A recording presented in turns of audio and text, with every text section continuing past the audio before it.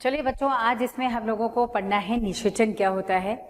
उसके पहले हम लोग पढ़ेंगे, जैसे लास्ट टाइम पे हम लोगों ने पढ़ा ना, यहाँ पे कैसे परागण होता है, स्वपरागण क्या है, पर परागण क्या है, पर परागण के भिन्न साधन क्या है, जिसमें आपने पढ़ा है वायु द्वारा, जल द्वारा, कीटों द्वारा या पक्षियों द्वारा अलग अलग परागण संपन्न होता है।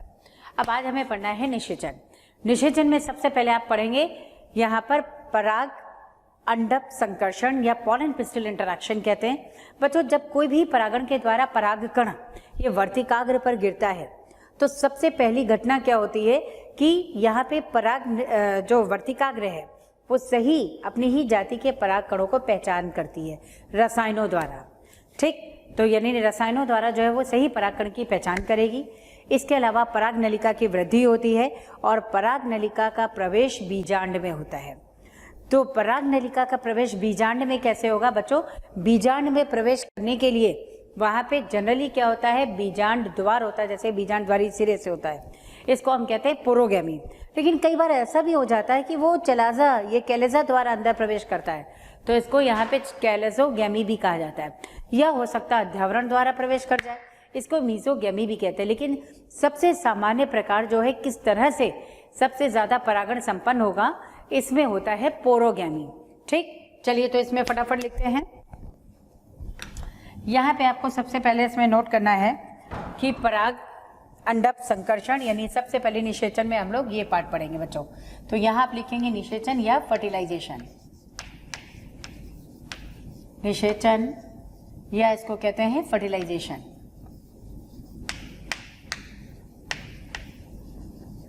फर्टिलाइजेशन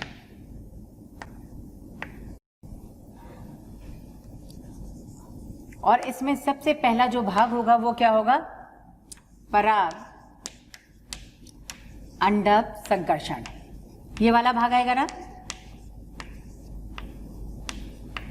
पराग अंडक संकर्षण।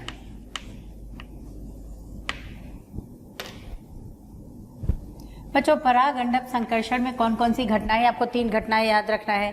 क्या है? सही पराग कणों की रसायनों द्वारा पहचान, यानी वर्तिकाग्र द्वारा सही पराग कणों की रसायनों के माध्यम से पहचान। दूसरा, पराग नलिका का विकास। और तीसरा क्या होगा? पराग नलिका का बीजांड में प्रवेश। चलो तीनों पॉइंट फटाफट लिख डालो। सबसे पहले आपको नोट करना है नंबर 1,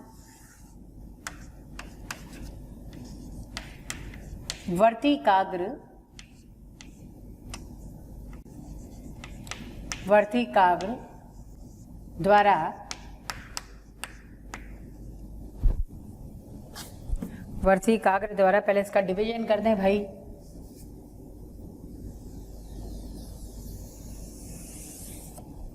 ठीक है, चलिए लिखिए, वर्तिकाग्र द्वारा उसी जाति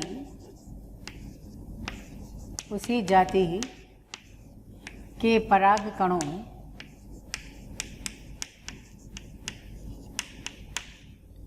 सही जाति के पराग कणों का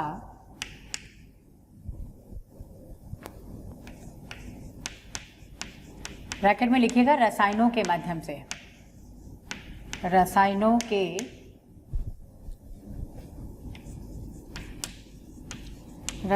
के माध्यम से पहचान। सबसे पहले पहचान ही शामिल है, यही संकर्षण है बच्चों। दूसरा आपको लिखना है पराग नलिका की वृद्धि,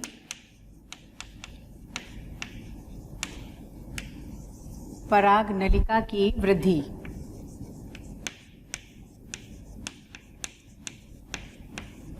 पराग नलिका की वृद्धि। अब पराग नलिका की वृद्धि यहाँ पर आपको देखना है कि जिस वर्तिका द्वारा संपन्न होती है, वो वर्तिका अंदर से क्या होती है बच्चों? कोशिकीय होती है, ढीली ढीली कोशिकाओं से व्यवस्थित होती है और इसे कहते हैं ट्रांसफ्यूजन टिश्यू। ठीक है, पराग नलिका की वृद्धि यहाँ लिखिए, जिसमें वर्तिका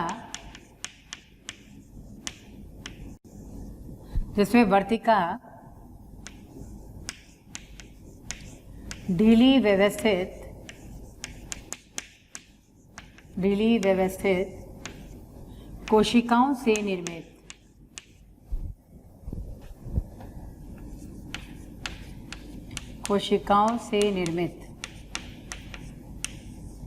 होती है, जिसे ट्रांसफ्यूजन टिश्यू कहा गया, जिसे ट्रांसफ्यूजन टिश्यू कहा गया। ये ढीली व्यवस्थित कोशिका को कहते हैं बच्चों। ये नीट में आया था इस बार, इसको अंडरलाइन करिए और नीट डाल दीजिए। चलिए अगला है पराग नलिका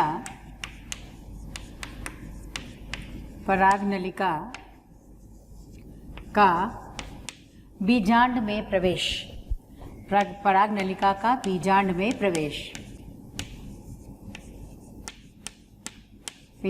प्रवेश। बच्चों पराग नलिका का बीजांड में प्रवेश होता है और ये प्रवेश जो है ये भिन्न प्रकार से हो सकता है। इसमें आप पहला लिखिएगा पोरोगैमी। पोरोगैमी कब कहते हैं? पोरोगैमी तब कहते हैं बच्चों जब पराग नलिका बीजांड द्वार के द्वारा अंदर प्रवेश करती है, सामान्य प्रकार है। ठीक है, तो पोरोगैमी लिखे। पोरोगैमी होता है बीजांड द्वार द्वारा प्रवेश, जिसे फाइल कहते हैं। बीजांड द्वार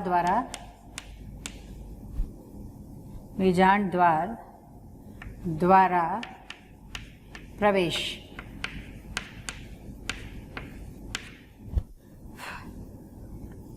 इसमें लिखिएगा सामान्यतः उपस्थित।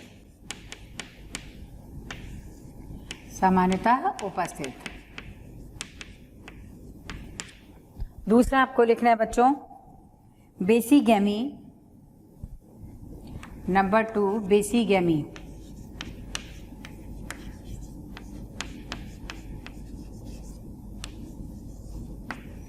बेसीगैमी क्या होता है बच्चों? जब यही पराग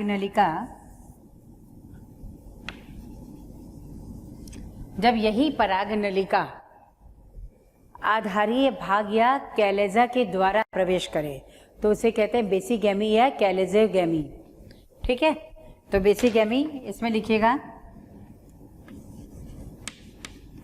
कैलेजा द्वारा प्रवेश। ये किस में होगा? कैलेजा द्वारा।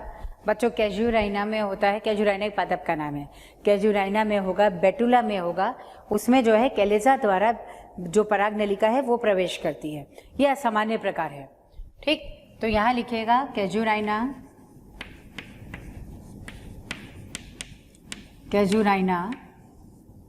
बेटुला कहते हैं बेटा भोजपत्र को, बेटुला जिसमें रामायण वगैरह लिखी गई थी, बेटुला। थर्ड इसमें आता है बच्चों मीजोगैमी। यानी पराग नलिका किसके द्वारा प्रवेश करेगी? अध्यावरण द्वारा। बिल्कुल सही, अध्यावरण द्वारा।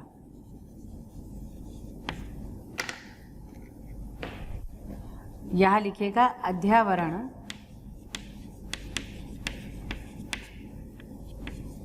द्वारा प्रवेश। अब अध्यावरण द्वारा का प्रवेश होगा, उदाहरण क्या होगा बच्चों? यहाँ यूट्रिकोलेरिया आ जाता है या अध्यावरण द्वारा, तो कुकुरबिटेसी भी लिख सकते हैं आप। कुकुरबिटेसी है, मालवेसी है, इनमें होता है, तो आप कुकुरबिटेसी लिख दो।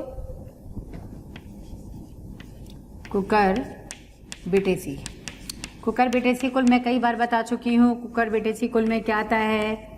कुकुरबिटेसी कुल में आता है कद्दू, खीरा, ककड़ी, लौकी, तोरई, करेला, इसके अलावा जो है तरबूज है, खरबूजा है, खीरा, ककड़ी सब आता है। ठीक है, ये मीजोगैमी है। लेकिन सबसे सामान्य प्रकार क्या होता है बच्चों? सबसे सामान्य प्रकार होता है बीजांड में प्रवेश करने का बीजांड द्वार द्वारा। ठीक, अगला पॉइंट इसमें आता है पराग नलिका का भ्रूण कोश में प्रवेश। ठीक, पराग नलिका का भ्रूण कोश में प्रवेश। तो अगला इसमें लिखे पराग नलिका। अगला पॉइंट है जैसे पराग अंडक संकर्षण हो गया ना बच्चों, अब आप लिखेंगे पराग नलिका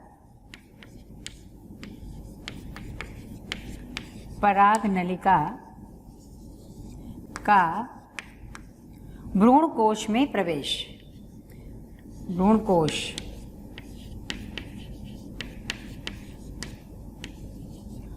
कोश अथवा मादा गैमेटोफाइट में प्रवेश। गैमेटोफाइट या एम्ब्रियो सैक कहते हैं में प्रवेश।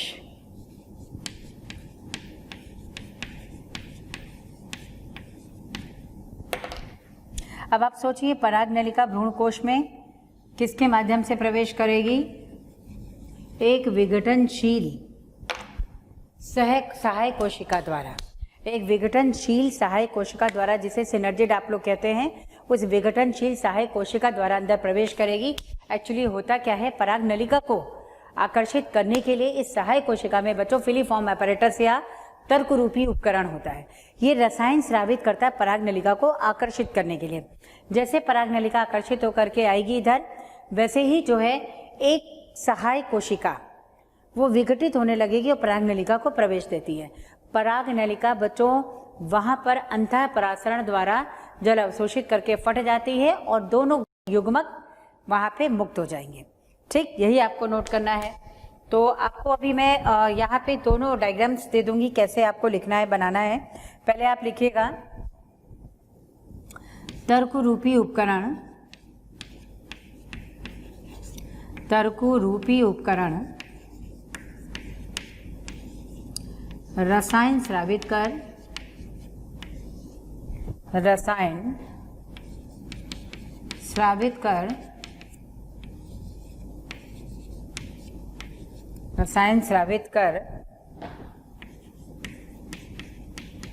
थैंक यू स्टूडेंट, हमें इतना प्यार देने के लिए।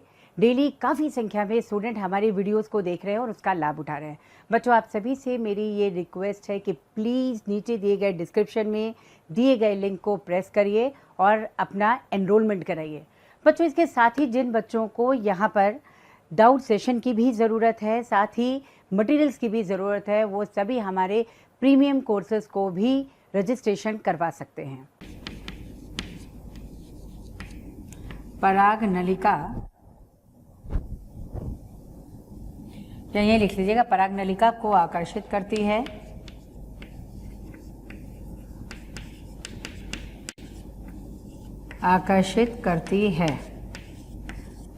अतः पराग नलिका की वृद्धि कैसी होगी? रसायन की ओर आकर्षित होकर के हो रही है ना, तो रसायनोवर्तन कहते हैं। रसायनोवर्तन कहेंगे, रसायन की ओर अनुवर्त होकर गति हो रही है ना, जिधर रसायन उधर गति हो गई, तो रसायनोवर्तन गति कहते हैं। पराग नलिका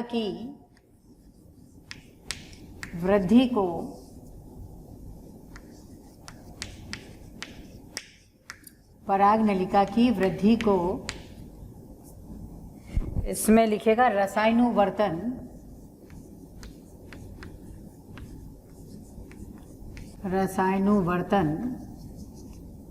या कीमोट्रॉपिक मूवमेंट कहते हैं बच्चों, इंग्लिश में कीमोट्रॉपिक।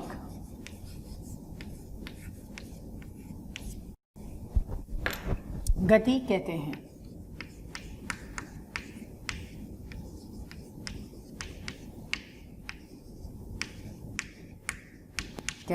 आपसे ये पूछा जाता है कीमोट्रॉपिक मूवमेंट में, इसको अंडरलाइन करिए।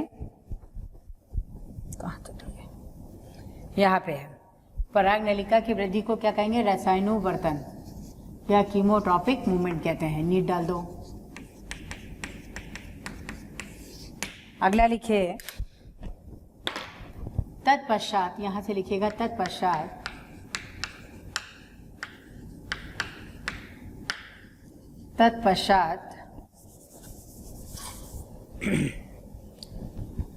तत्पश्चात पराग नलिका या पॉलन ट्यूब कहते हैं ना, तत्पश्चात पराग नलिका या पॉलन ट्यूब एक विघटित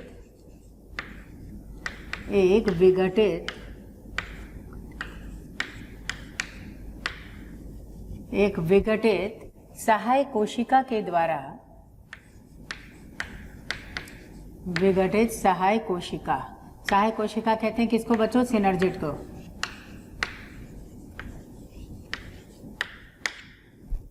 कोशिका द्वारा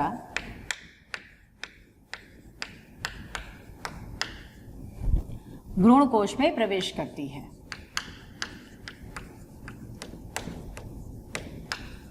भ्रूण कोश में प्रवेश करती है।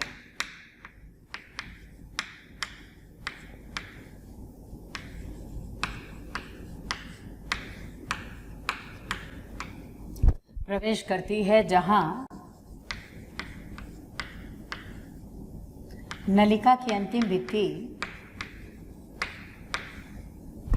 नलिका की अंतिम भित्ति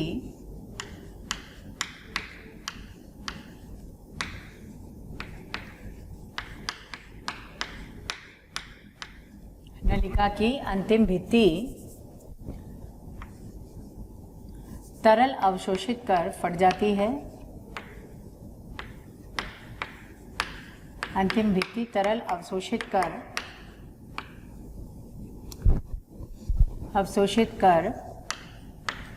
फट जाने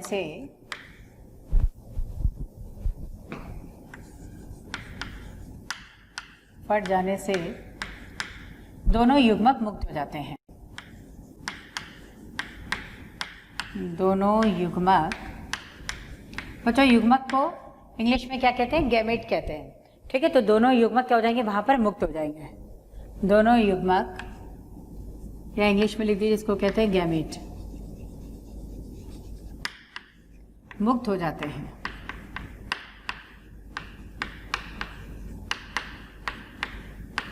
मुक्त हो जाते हैं। ठीक, अब इसका पहले डायग्राम बना लो। डायग्राम बनाने के बाद ही आपको समझ में आएगा कि कैसे आपको जो है यहाँ पर किस तरह से निषेचन होता है। तो आपको एक डायग्राम बनाना है। देखिए यहाँ पर जो है एक तो डायग्राम आपको सीधे इस तरह से दिया गया है, ये है भ्रूण कोश के अंदर पराग नलिका के प्रवेश का खड़ी काट, प्रवेश की खड़ी काट है, इसमें आपको ध्यान रखना है। ये बच्चों इसमें है ओव्यूल, ठीक, और ये इस तरह से इसमें बना हुआ है। ये इस तरह से संरचना बनी है, आप ये देख लीजिएगा, ऐसे हो गया, ये ऐसे है। तो यहाँ पे क्या होगा? ये पराग नलिका है, ये पराग नलिका इसमें इस तरह से प्रवेश करती है और प्रवेश करके डायरेक्ट इसके अंदर ऐसे प्रवेश कर जाएगी। ये पराग नलिका है, ये इसके अंदर ऐसे प्रवेश कर जाएगी। यहाँ आपको अंदर भ्रूणकोश बनाना है, ये भ्रूणकोश है, ये एक्सेल हो गया, ये दोनों सिनर्जिड है, दोनों पोलर न्यूक्लियाई हो गए और प्रतिवेशांत कोशिका ऐसे ही है। तो आपको लिखना है, ये हो गया वर्तिकाग्र, वर्तिकाग्र, ये है वर्तिका, ये पराग नलिका, पराग नलिका, ये है प्रतिव्यासांत कोशिका, प्रतिव्यासांत कोशिका। प्रतिव्यासांत कोशिका के बाद बच्चों ये दोनों आता है पोलर न्यूक्लियाई या ध्रुवीय केंद्रक, ध्रुवीय केंद्रक। और इसके बाद ये जो है यहाँ पे आपको लिखना है, ये अंड कोशिका है, अंड कोशिका, और ये दोनों हो गई सहायक कोशिका, सहायक कोशिका। ठीक, ये जो है यहाँ पे क्या हो गया? भ्रूणकोश।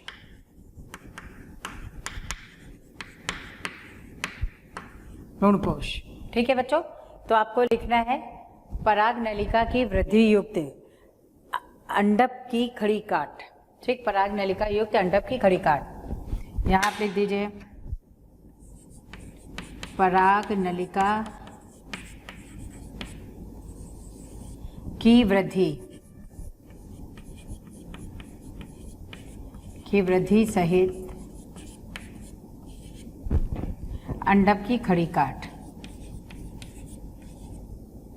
अंडप की खड़ी काट।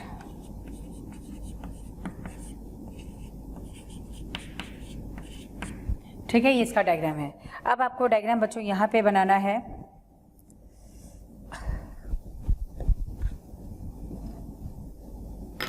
कैसे पराग नलिका अंदर जो है मुक्त होती है, कैसे प्रवेश करती है, ये आपको बनाना है।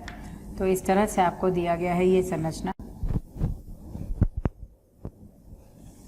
आपको भ्रूणकोश की संरचना बनानी है तो आप इस तरह से बनाएंगे। ये हो गया इसमें भ्रूणकोश।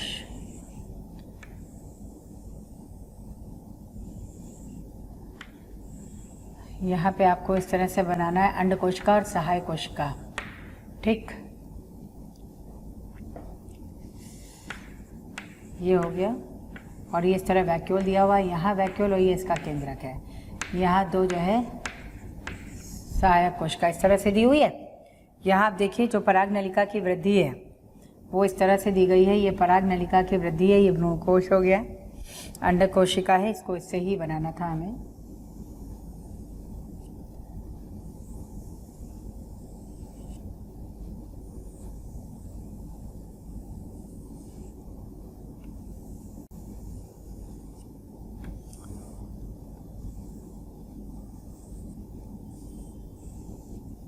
अब इसमें देखिए जो पराग नलिका प्रवेश करती है वो यहाँ से ऐसे है।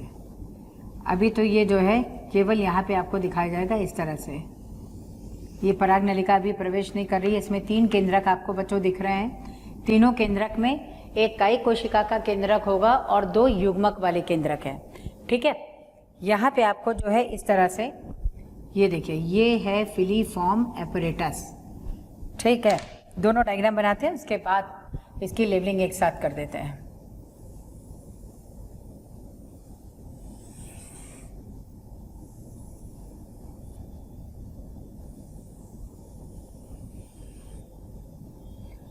यहाँ से ये जो है आपको नर युग्मक यहाँ दिखाना होगा और एक नर युग्मक यहाँ पर है। ये हो गया नर युग्मक। यहाँ पे आप बनाएंगे एक नर युग्मक। तो यही पराग नलिका जब इसके अंदर प्रवेश करके फट जाती है, ऐसे आपको दिखाना है। ये पराग नलिका इसके अंदर प्रवेश करके ये फट गई। ठीक है, इस तरह से फट जाती है। तो इसका जो केंद्रक होता है ये मुक्त होता है। ये एक नर युग्मक हो गया, दूसरा नर युग्मक ये है। ठीक, और इसके पहले जो है ये आपको बताना है, यहाँ पर ये सेकेंडरी न्यूक्लियस बन जाती है इस तरह से। द्वितीय केंद्रक बन चुका होता है, ये फ्यूजन हो जाता है इस तरह। तो अब आपको इसमें बताना है, ये आ गई यहाँ पे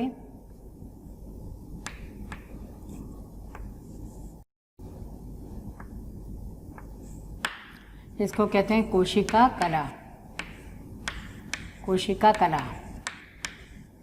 ये यहाँ पे भी ऐसे ही हो गई कोशिका कला। उसके बाद यहाँ पे 2 ध्रुवीय केंद्रक, इसको कहते हैं 2 ध्रुवीय केंद्रक। ध्रुवीय केंद्रक, लेकिन ये बन जाता है यहाँ पे द्वितीय केंद्रक। ये बन गया द्वितीय केंद्रक। द्वितीय केंद्रक ये तर्क उपकरण है बच्चों। काफ़ी संख्या में डेली हमें बहुत सारे कमेंट्स आ रहे हैं कि वी प्लीज़ इस टॉपिक पे वीडियो बनाएं, इस सब्जेक्ट पे वीडियो बनाएं। तो आप सभी से मेरी रिक्वेस्ट है कि प्लीज़ हमारे यूट्यूब चैनल को सब्सक्राइब करें और उसमें दिए गए बेल आइकन को प्रेस करें ताकि टाइम टू टाइम आपको नोटिफिकेशन मिलता रहे। बच्चों, हम ऐसा इसलिए कह रहे हैं कि बहुत सारे बच्चे उसी टॉपिक की रिक्वेस्ट करते हैं जो ऑलरेडी हमारे चैनल्स पे दिए हुए हैं। तो आप सभी से रिक्वेस्ट है कि आप सभी जो है उस चैनल पे जा कर के उन सारे वीडियोस का लाभ ज़रूर उठाएं। तर्क उपकरण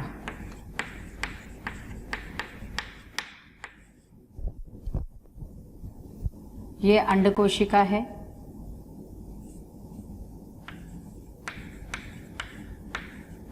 अंडकोशिका और ये इसमें हो गई सहायक कोशिका। सहायक कोशिका ये इसमें सहायक कोशिका हो गई। ठीक, और अंड कोशिका जो होगी वो ये वाली, इसमें अंड कोशिका ये है। यहाँ आपको केंद्रक बनाना है, केंद्रक बना दीजिए। ये इसका केंद्रक हो गया है ना, और ये वैक्यूल वगैरह है इस तरह से डेवलप, ये वैक्यूल है। चलो, तो इसमें अब आप देखो बच्चों होता क्या है इसमें, आपको सबसे पहले देखो, किसी वर्तिकाग्र पर जैसे ही कोई परागकण गिरा तो परागकण क्या होता है बाहर की ओर। तो बच्चों मान लो इस तरह से इसमें एक्साइन है, ये एक्साइन है, ठीक। जहाँ पर एक्साइन नहीं होता है उसको क्या कहते हैं, इसको कहते हैं जर्म पोर या अंकुरण बिंदु। उस अंकुरण बिंदु से इंटाइन, यहाँ जो भी पदार्थ पड़ा है, तरल पदार्थ पड़ा, उसको अवशोषित करके वो फूलेगा और यहाँ परागनलिका के रूप में विकसित होकर यहाँ जाएगा। देखो यही परागनलिका इस भ्रूणकोश के अंदर प्रवेश कर रही है, ठीक है। ये बीजांड है ना, बीजांड के भ्रूणकोश के अंदर प्रवेश कर रही है। अब आप यही चीज यहाँ पे देखिए, यही परागनलिका है ना, इसमें 2 केंद्रक हो गए, एक केंद्रक 2 युग्मक वाले हो गए और एक हो गया यहाँ पर कायिक केंद्रक। इसको आप लिखेंगे सबसे पहले जो है ये है कायिक केंद्रक। एक मिनट, दोनों युग्मक पहले दिए गए हैं तो युग्मक लिख दीजिएगा, ये है युग्मक, ये और ये दोनों युग्मक बने हुए हैं बच्चों, इसको ध्यान से देखना। ये 2 इस तरह का सर्कुलर पार्ट है और ये कहलाता है कायिक केंद्रक, कायिक केंद्रक। ऑल दो कायिक केंद्रक पहले होना चाहिए था लेकिन एनसीईआरटी ने दिया है तो आपको ध्यान रखना है, कायिक केंद्रक है और 2 क्या है, युग्मक है।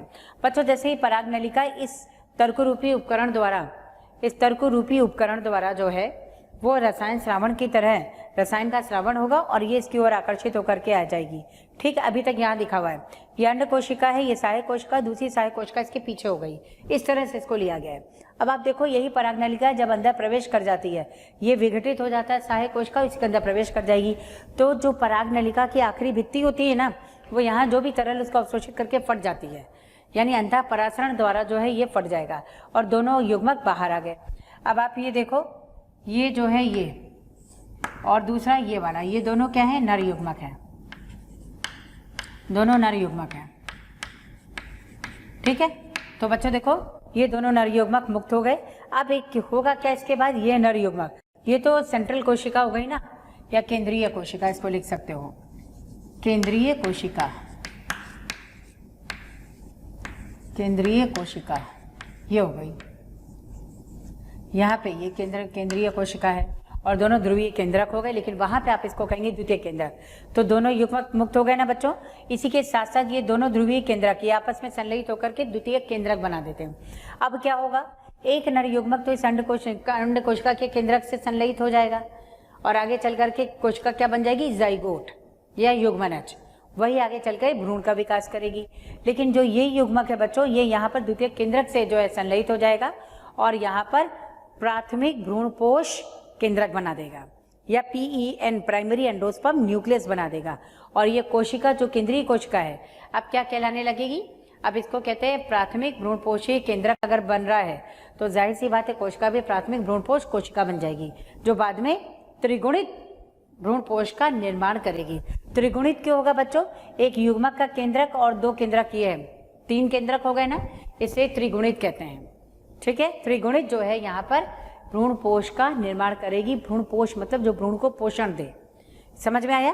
तो अगला आपको यही लिखना है। अब यहाँ पे आपको लिखना है नर युग्मक, नर युग्मक ये अंड कोशिका, अंड कोशिका से संलयित होगा ना और ये बना देगा जाइगोट। जाइगोट कहते हैं या इसको हिंदी में कहते हैं बच्चों युग्मनज, ठीक है। इस तरह बना देगा, यानी ये भी क्या है, अगुणित है और ये भी अगुणित है, लेकिन ये क्या हो गया 2 एंड द्विगुणित। यह आगे चल के भ्रूण का निर्माण करेगा। इसको कहते हैं संलयन, इसको कहेंगे यहाँ पर संलयन, संलयन सिनगैमी, इंग्लिश में कहते हैं बच्चों सिनगैमी। अब आपको लिखना है दूसरा नर युग्मक, दूसरा नर युग्मक, आप सेकंड डाल दो, सेकंड नर युग्मक द्वितीय केंद्रक, या क्या लिख दोगे 2 ध्रुवीय केंद्रक, ध्रुवीय केंद्रक से संलयित होगा ना, तो ये बना देगा यहाँ पर PN प्राइमरी एंडोस्पर्म न्यूक्लियस या प्राथमिक भ्रूणपोष केंद्रक, भ्रूणपोष केंद्रक बना देगा। ये 3N हो गया ना बच्चों, क्योंकि यहाँ पे 2N क्या है, 2N जो है ध्रुवीय केंद्रक, ये हो गया 2N और ये हो गया N, तो कितने हो गए 3N हो गए। इसको क्या कहते हैं, इसको कहते हैं त्रिक संलयन, इसको कहते हैं यहाँ पर त्रिक संलयन, त्रिक संलयन या ट्रिपल फ्यूजन, ट्रिपल फ्यूजन, ये ट्रिपल फ्यूजन बना देता है। ठीक, अब यहाँ पे देखिए 2 बार संलयन हो रहा है ना। एक संलयन तो ये है जो सत्य निषेचन है, दूसरा निषेचन क्या है, कायिक निषेचन है। ये 2 बार निषेचन हो रहे हैं, इसलिए इसको बच्चों हम लोग कहते हैं डबल फर्टिलाइजेशन या द्विक निषेचन, द्विनिषेचन, द्विनिषेचन। अब आप देखो हुआ क्या, जैसे ही परागनलिका इसके अंदर प्रवेश करती है, दोनों जो युग्मक है वो मुक्त होते हैं। एक युग्मक जो है वो यहाँ अंडकोशिका से संलयित हो जाता है और बनाएगा जाइगोट, जो बाद में भ्रूण का निर्माण करेगा। दूसरा जो है युग्मक, ये दोनों ध्रुवीय केंद्रक से संलयित हो जाते हैं और त्रिगुणित भ्रूणपोष का निर्माण करते हैं। तो इस तरह से आपको ध्यान रखना है कि ये जो है भ्रूणपोष का निर्माण होगा। 2 बार निषेचन हुआ ना, एक बार संलयन द्वारा, एक बार त्रिक संलयन द्वारा, इसको कहते हैं बच्चों द्विनिषेचन या दोहरा निषेचन कहते हैं। ठीक, और ये एंजियोस्पर्म का विशिष्ट अभिलाक्षणिक लक्षण है। ये पॉइंट आया है, एंजियोस्पर्म का अभिलाक्षणिक लक्षण क्या है, दोहरा निषेचन। ये भी क्वेश्चन आया है, दोहरा निषेचन या द्विनिषेचन क्या है। दोहरा निषेचन या द्विक निषेचन जो है वो संलयन और त्रिक संलयन से मिलके बना हुआ है। ठीक है, तो ये भी आपको ध्यान रखना है। तो पहले तो आप टिक करके यहाँ पे डाल दो द्विनिषेचन या दोहरा निषेचन ही लिख दो, इसको ये भी बोलते हैं दोहरा निषेचन, दोहरा निषेचन। ठीक है, इसको अंडरलाइन करिए, नीट डाल दिए दोहरा निषेचन क्या है। यहाँ से क्वेश्चन है, यहाँ से क्वेश्चन है, ये क्वेश्चन है, और डाल दीजिए इसमें नीट। दोहरा निषेचन क्या है ये देखना है। और अगला आपको लिखना है दोहरा निषेचन एंजियोस्पर्म का अभिलाक्षणिक लक्षण है। तो अब मैं इधर का रब कर रही हूँ, यहाँ लिख रही हूँ। यहाँ पे आपको लिखना है दोहरा निषेचन, दोहरा निषेचन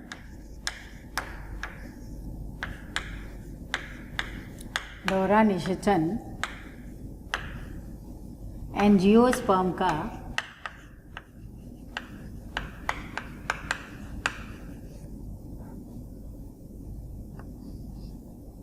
दोहरा निषेचन एंजियोस्पर्म का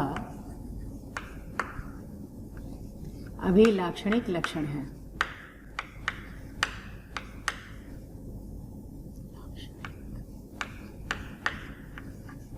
अभिलाक्षणिक लक्षण है, यानी इसकी विशेषता यही है, अगर एंजियोस्पर्म है तो इसका अभिलाक्षणिक लक्षण होगा। इसको भी टिक करके नीट डाल दो, ये भी आया हुआ है, यहाँ डाल दीजिए नीट। इसका मतलब यह है बच्चों कि यहाँ पर जो है, अब जब दोहरा निषेचन हो गया जो कि अब एंजियोस्पर्म का अभिलाक्षणिक लक्षण है, तो अब आपको इसमें ये ध्यान रखना है कि सबसे पहले निषेचन की खोज स्ट्रेसबर्गर ने मोनोट्रोपा या इंडियन पाइप में किया था, और दोहरे निषेचन की खोज नवाश्चिन ने किया था लिलियम और फ्रिटिलेरिया में। ये दोनों पॉइंट्स लिखो। चलो इसमें लिखो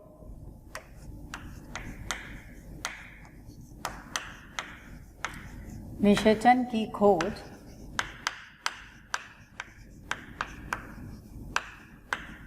यहाँ लिखिए स्ट्रेसबर्गर,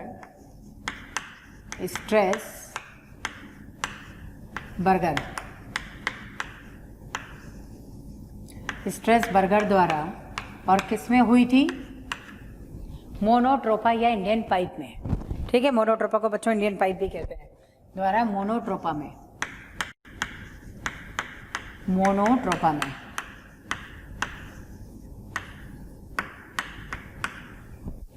दूसरा लिखिएगा दोहरा निषेचन, दोहरे निषेचन की खोज किसने किया था, नवाश्चिन,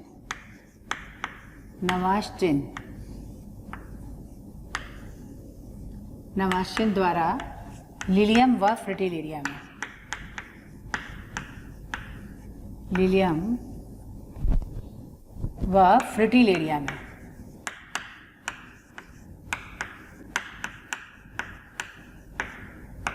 फ्रिटिलेरिया में, ठीक है, ये हो गया। अब इस दोहरे निषेचन में कितने केंद्रक भाग लेते हैं बच्चों? दोहरे निषेचन में टोटल 5 केंद्रक भाग ले रहे हैं। कौन से 5 केंद्रक हैं? 2 तो ये नर युग्मक हो गए, 2 हो गए। एक अंड कोशिका का केंद्रक है, 3 हो गए। और 2 जो है यहाँ पर क्या है? ध्रुवीय केंद्रक। 5 केंद्रक हो गए।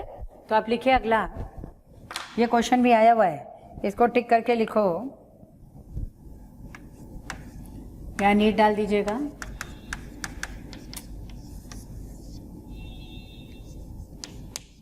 दोहरे निषेचन, दोहरे निषेचन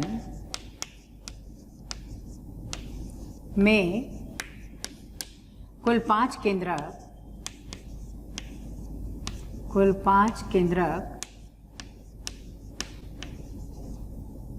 बच्चों अगर आपको हमारे वीडियोस पसंद आए हैं तो इसे लाइक शेयर करना ना भूलें, ताकि ये वीडियो सभी ज़रूरतमंद बच्चों तक पहुंच सके। बच्चों आपके इतने अपार स्नेह के कारण हमारी पूरी मोशन टीम इतनी ज़्यादा मोटिवेटेड है और बेस्ट कंटेंट आपको उपलब्ध कराने के लिए हम सभी तत्पर हैं। भाग लेते हैं। 5 केंद्रक समझ में आ गया कौन कौन से होते हैं? 5 केंद्रक, एक तो आपको बताना है 2 युग्मक वाले, एक अंड कोशिका का, 3 हो गए। और 2 क्या है? ध्रुवीय केंद्रक। 5 केंद्रक टोटल दोहरे निषेचन में भाग लेते हैं, ठीक है। तो दोहरा निषेचन बच्चों किसी भी एंजियोस्पर्म का अभिलाक्षणिक लक्षण है। अब इसके बाद आता है पश्च निषेचन घटनाएं। अगला आप इसमें लिखेंगे पश्च निषेचन घटनाएं। पश्च निषेचन घटनाएं।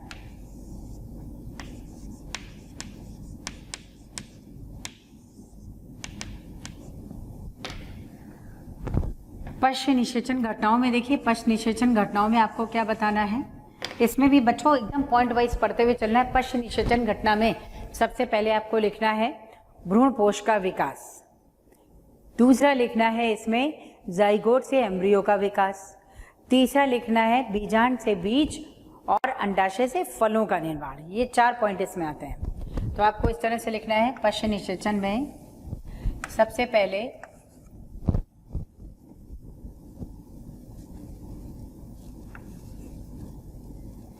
प्राथमिक भ्रूणपोष केंद्रक या प्राथमिक भ्रूणपोष कोशिका से भ्रूणपोष का निर्माण, भ्रूणपोष का निर्माण।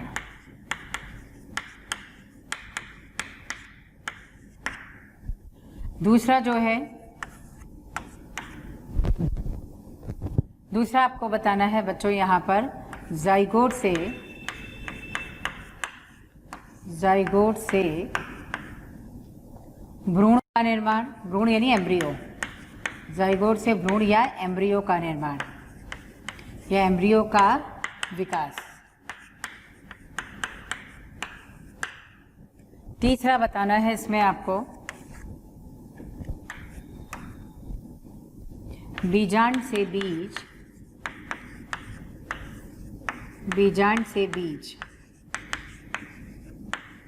व अंडाशय से, अंडाशय से बीजांड से बीज और अंडाशय से फल का निर्माण। ये हम लोग बच्चों पश्च निषेचन अवस्थाओं में पढ़ेंगे। तो पश्च निषेचन अवस्था में अंडाशय से फल का निर्माण हो गया, बीजांड से बीज का निर्माण हो गया, जाइगोट से भ्रूण का विकास और भ्रूणपोष का निर्माण, ये इसमें शामिल है। बच्चों भ्रूणपोष का निर्माण हमेशा जाइगोट के निर्माण से पहले प्रारंभ हो जाता है। क्यों? क्योंकि भ्रूणपोष जो है वो विकसित हो रहे भ्रूण को पोषण प्रदान करता है, ठीक। तो उसका विकास पहले हो जाता है। तो भ्रूणपोष का विकास बच्चों 4 भागों में होता है, 4 स्तरों पे होता है, आप कह सकते हो। सबसे पहले जो ये जाइगोट होता है ना, ये जाइगोट जो होता है वो यहाँ पे क्या करता है, विकसित होकर के पहले यहाँ बनाता है दो कोशिकीय प्रागभ्रूण अनुप्रस्थ कोश का विकास द्वारा, या कह दो अनुप्रस्थ विभाजन द्वारा ये द्विकोशिकी प्रागभ्रूण में विकसित होता है। उसके बाद गोलाकार भ्रूण हो जाएगा, हृदयाकार भ्रूण हो जाएगा और परिपक्व भ्रूण का निर्माण होगा। तो ये तो भ्रूण का विकास हुआ, लेकिन जो भ्रूणपोष होता है बच्चों, ये इसका विकास पहले प्रारंभ हो जाएगा ताकि भ्रूण जो विकसित हो इसको ये पोषण प्रदान कर सके। यहाँ भ्रूणपोष का विकास 3 तरीके से होता है बच्चों। एक होता है केंद्रकीय, केवल मुक्त केंद्रक विभाजन द्वारा बहुकेंद्र की संरचना बन जाए। दूसरा होता है सामान्य माइटोसिस द्वारा, कोशिका विभाजन द्वारा जो है कोशिकीय भ्रूणपोष बन जाए। और तीसरा होता है यहाँ पर दोनों का मध्यवर्ती प्रकार। पहला विभाजन ये जो है नॉर्मल कोशिकीय विभाजन हो, उसके बाद के दोनों विभाजन क्या होते हैं, मुक्त केंद्र की विभाजन हो। इसको हम लोग कहते हैं हिलोबियल टाइप। ठीक है, हिलोबियल टाइप। तो हिलोबियल टाइप जो होता है, हेलोबियल टाइप जो होता है ना, उसमें आ जाएगा। यहाँ पर आपको अलग अलग उदाहरण लिखना बच्चों। नारियल में देखते हो ना, नारियल में जो सफ़ेद भाग है वो कोशिकीय भ्रूणपोष है, जो उसका तरल भाग है वो क्या है, केंद्रकीय भ्रूणपोष है। और इसी तरह से आपको एस्फोडिलस या प्याजी के नाम से उसको जानते हैं, वहाँ पर हेलोबियल भ्रूणपोष जो है वो आएगा। तो नारियल में दोहरा जो है भ्रूणपोष या 2 भ्रूणपोष पाए जाते हैं। ठीक, तो इसको हम शॉर्ट में फटाफट पढ़ लेते हैं। भ्रूणपोष का विकास,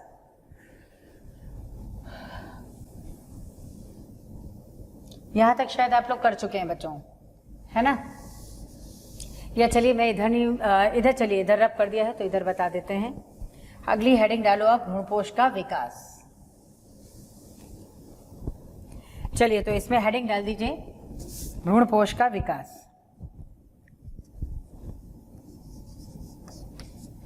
भ्रूणपोष यानी एंडोस्पर्म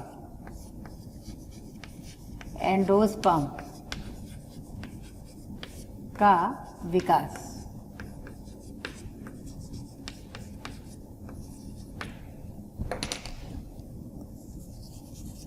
भ्रूणपोष है एंडोस्पर्म का विकास। बच्चों भ्रूणपोष या एंडोस्पर्म का विकास जो है ये पहले ही भ्रूण के विकास से प्रारंभ हो जाता है। यह हमेशा त्रिगुणित होता है क्योंकि त्रिक संलयन के बाद बना है। इसके अलावा जो है अगर आप जिम्नोस्पर्म में देखेंगे तो निषेचन पूर्व ही बन जाता है, इससे अगुणित होता है। और इसके अलावा अगर बस इतना 2 पॉइंट आपको ध्यान रखना है और 3 प्रकार आपको इसके नोट कर लेने हैं। ठीक है, तो भ्रूणपोष का विकास पहले लिखिएगा। इसका विकास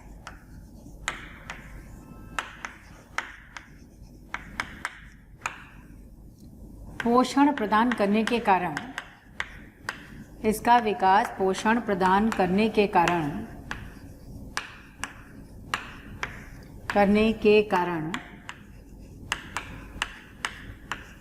भ्रूण से पहले होता है। भ्रूण से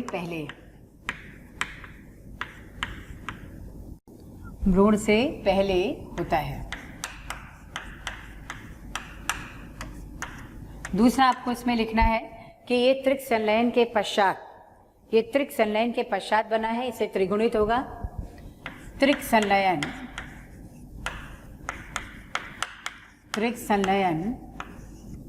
के पश्चात बनने से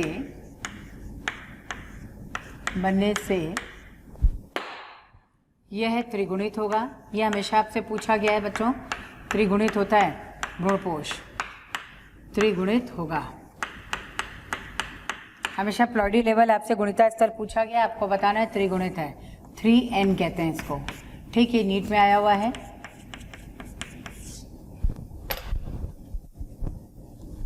इसके प्रकार लिखेंगे, इसके प्रकार 3 है। बिल्कुल शॉर्ट में आपको नोट करते हुए जाना है। यहाँ पे लिखना है नंबर 1 केंद्रकीय।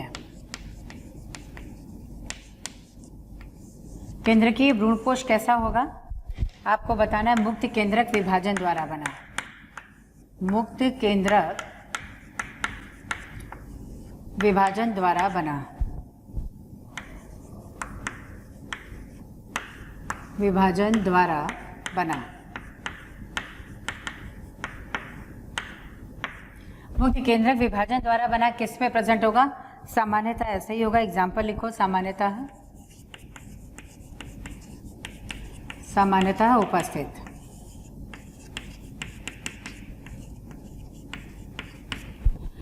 किस में उपस्थित होगा? दूसरा आप लिखिएगा नारियल का तरल भ्रूणपोष,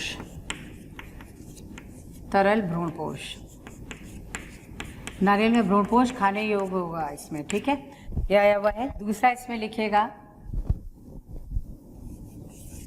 कोशिकीय,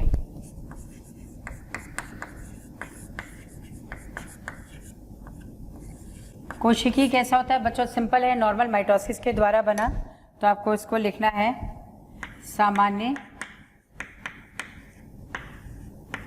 माइटोसिस द्वारा बना, सामान्य माइटोसिस द्वारा बना।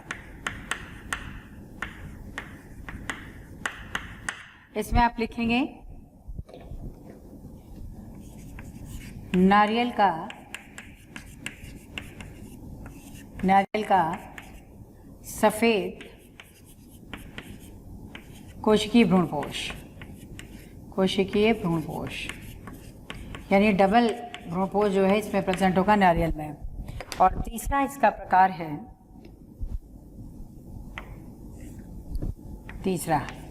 तीसरे में आपको लिखना है नारियल, ये तो कोशिकीय केंद्र की हो गया। तीसरा लिखना है आपको हेलोबियल,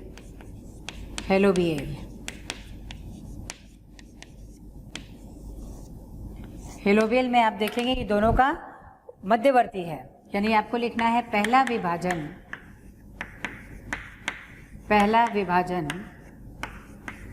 माइटोसिस द्वारा, सामान्य माइटोसिस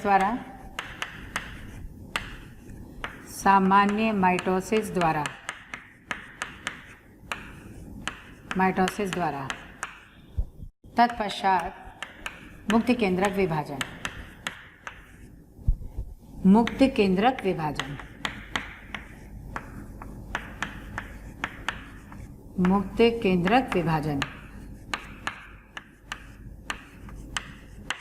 इसमें एग्जाम्पल लिखिएगा एस्फोडिलस। बच्चों इसी में एक इन्फॉर्मेशन है, जो जिम्नोस्पर्म है वो उसमें निषेचन से पूर्व ही भ्रूणपोष बन जाता है, इसलिए अगुणित होगा। ये पॉइंट लिख लो, नीट डाल देना। यहाँ आपको कॉमन एक पॉइंट है, इसमें लिखिए जिम्नोस्पर्म में, यानी अनावृत बीजी में, जिम्नोस्पर्म में निषेचन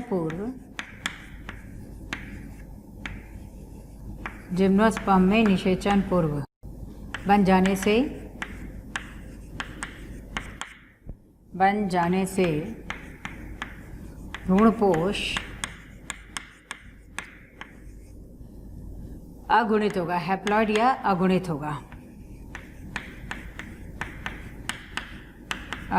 होगा। ये इसमें आपको पॉइंट याद रखना है, यहाँ डाल दीजिए नीट।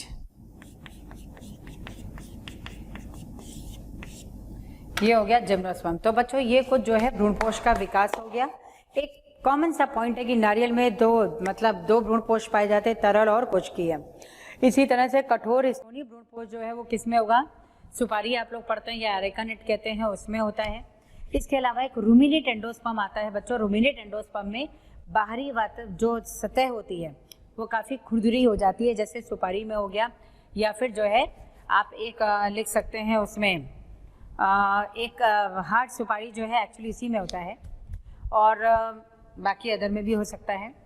इसके अलावा जो है एक जीनिया और मेटाजीनिया, ये टर्म्स हैं। ऑल्दो इस पर कोई क्वेश्चन नहीं आता जीनिया मेटाजीनिया से, तो आपको नहीं पढ़ना है। एक कॉमन सा पॉइंट लिख लो, इसमें लिख लो डबल एंडोस्पर्म किस में है। कुछ एक दो पॉइंट है जो फटाफट नोट कर लो। यहाँ आपको लिखना है डबल एंडोस्पर्म,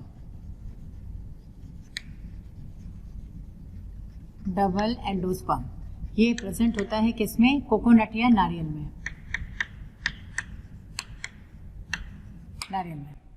दूसरा आपको लिखना है यहाँ डबल एंडोस्पर्म के अलावा स्टोनी एंडोस्पर्म, यानी कठोर काफ़ी हो, स्टोनी एंडोस्पर्म। तो आपको लिखना है सुपारी या अरेका नट। और एक होता है इसमें, चलिए स्टोनी काफ़ी है। और थर्ड यहाँ पे लिखिएगा रूमिनेट एंडोस्पर्म। इसका मतलब होता है बाह्य सतह खुरदरी, वाह सतह खुरदुरी, रफ। वाह सतह खुरदुरी होती है, जैसे सुपारी में ही मिल जाएगा आपको। और एक आता है शरीफा, शरीफा या कस्टर्ड एप्पल कहते हैं इसको, या सीताफल बोलते हैं। चलो, और एक इसमें बच्चों मोज़ाइक है, मोज़ाइक है या धब्बेदार हो गया, मोज़ाइक या धब्बेदार, धब्बेदार। एंडोस्पर्म या भ्रूणपोष, ये प्रेजेंट होगा मक्के में। मक्का, जैसे मक्के में आप देखते हो ना, मक्के में जो बीज होते हैं, चौड़ा भाग जो है वो ज़्यादा कलर्ड होता है और जो पतला थोड़ा सकरा भाग होता है वो सफ़ेद या क्रीम कलर का होता है। तो इसको हम कह देते हैं यहाँ पर ये मोज़ाइक पैटर्न में भ्रूणपोष है, एंडोस्पर्म है। बच्चों एंडोस्पर्म के बारे में आपको इतना ही पढ़ना है। और अब हम लोग नेक्स्ट टर्न पे बच्चों पढ़ेंगे यहाँ पर भ्रूण का विकास, बीज और फल, यानी नेक्स्ट टर्न पे हमारा जो सिलेबस होगा ये कंप्लीट हो जाएगा। ठीक है, तो आप लोगों को इतना ध्यान देना है। इनके क्वेश्चंस कर लो बच्चों, एनसीईआरटी में साथ साथ पढ़ लो, इनके क्वेश्चंस कर लो, ताकि आपके जो भी डाउट्स हों ये हम लोग यहाँ पे एक बार डिस्कस कर लें। ठीक है, तो इस क्वेश्चंस को ध्यान से देखिए, पढ़िए, एनसीईआरटी में लैंग्वेज देखिए और इसकी प्रैक्टिस बहुत अच्छे से करिए बच्चों। ठीक है, थैंक यू। बच्चों अगर आपको मेरी वीडियोस पसंद आई है तो बाकी के कंटेंट के लिए इस नंबर पे कॉल करें 180021217999। Thank you.